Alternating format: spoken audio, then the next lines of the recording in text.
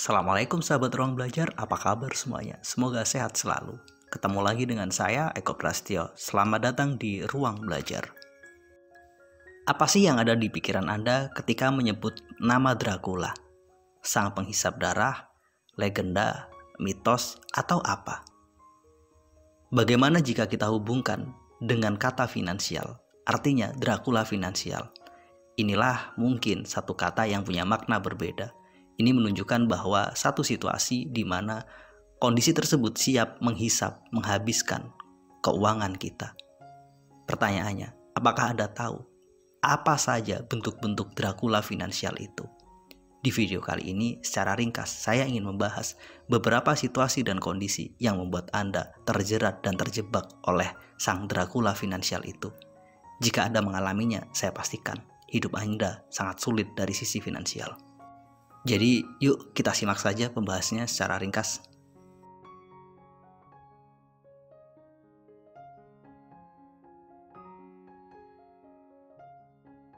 Situasi pertama yang membuat Anda bertemu dengan sang Dracula finansial itu adalah ketika kamu memilih dan memutuskan untuk mengubah pengeluaran makan dan minummu menjadi gaya hidup.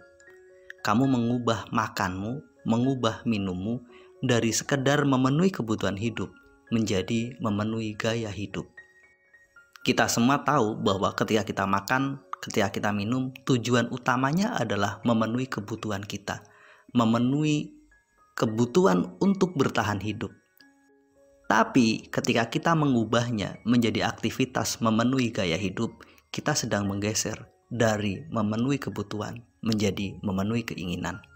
Kebutuhan hidup itu pengeluarannya terbatas, sementara keinginan gaya hidup itu unlimited.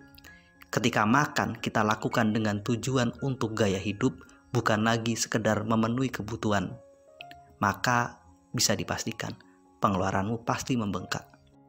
Sejatinya makan dan minum adalah kebutuhan dasar, namun ketika kita mengubahnya menjadi gaya hidup, pengeluaran kita pasti berlipat ganda.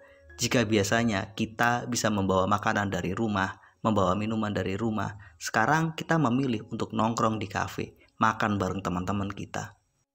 Jika biasanya kita bisa minum kopi sendiri di rumah, mungkin dengan keluarga, sekarang kita memilih untuk ngopi bareng teman-teman di tempat yang mungkin bergengsi. Kini ngopi nggak lagi menjadi kebutuhan hidup, tapi menjadi gaya hidup. Inilah Dracula finansial yang berbahaya. Jika kamu telah mengubah makan dan minummu menjadi gaya hidup, maka bersiap-siaplah. Berapapun uangmu pasti habis.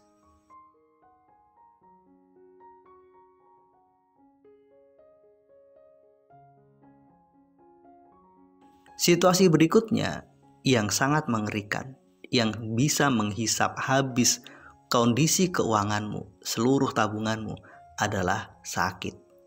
Situasi ini adalah situasi yang pastinya tidak diinginkan oleh siapapun.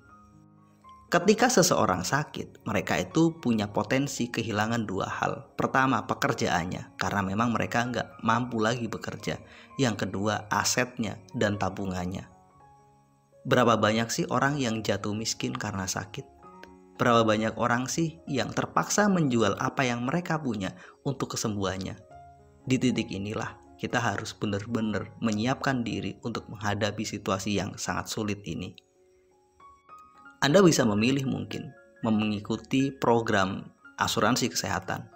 Ya memang ketika Anda memilih mengikuti asuransi kesehatan, Anda mengeluarkan uang di awal. Tapi andai kata terjadi kondisi buruk sakit, kondisi ini nggak bakalan menjadi penghisap dan menghabiskan semua keuanganmu. Tapi jika tidak, maka hati-hatilah. Potensi sakit itu bisa mendatangi siapa saja. Selain kita menjaga diri dengan upaya yang sangat baik secara fisik, kita juga perlu menjaga upaya secara finansial. Secara fisik, olahraga, makan dan istirahat itu adalah pilihan terbaik kita. Secara finansial, sekali lagi seperti yang sebelumnya saya sampaikan, mungkin ada baiknya Anda punya asuransi kesehatan.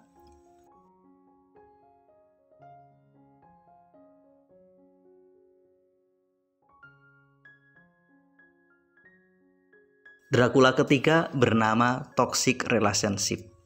Orang-orang di sekitar kita, mungkin keluarga, teman-teman terdekat kita, rekan-rekan kerja kita, mereka punya potensi menjadi Dracula yang menghisap kondisi finansial kita. Berapa banyak orang yang terpaksa kehilangan uangnya karena dipinjam oleh teman baiknya.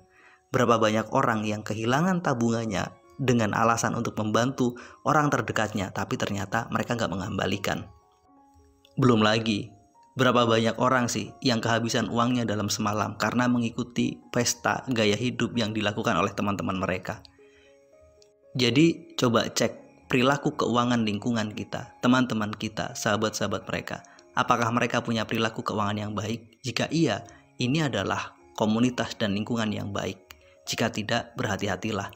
Walau mungkin kita nggak sadar, karena kita sering bergaul dengan mereka, kita pun mengikuti gaya hidup mereka dan akhirnya uang kita habis karena bareng-bareng dengan mereka, melakukan hal-hal yang menyenangkan dengan mereka tanpa pernah punya tujuan yang pasti. Jadi coba berhati-hati. Dengan siapa kamu bergaul, dengan siapa kamu menghabiskan waktu, di situ potensi besarnya kamu menghabiskan uang. Kalau mereka adalah orang-orang yang bagus, yang sehat dalam membangun keuangan, maka kemungkinan besar kamu pun akan mendapatkan manfaatnya.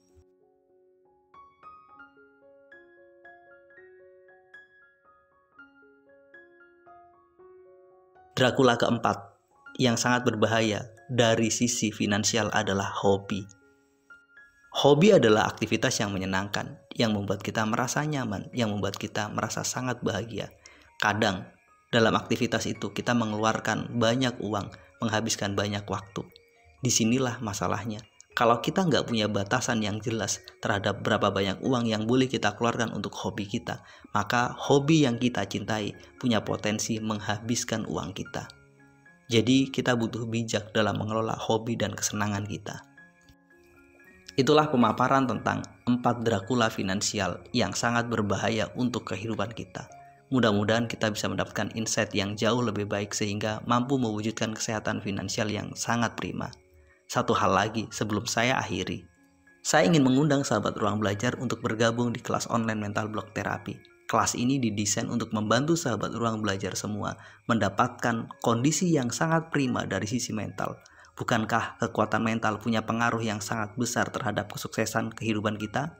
So, buat kamu yang merasa punya hambatan mental, sulit bahagia, mudah khawatir, terjebak dengan ketakutan, atau overthinking yang berlebihan, mungkin ada saatnya kita memperbaikinya.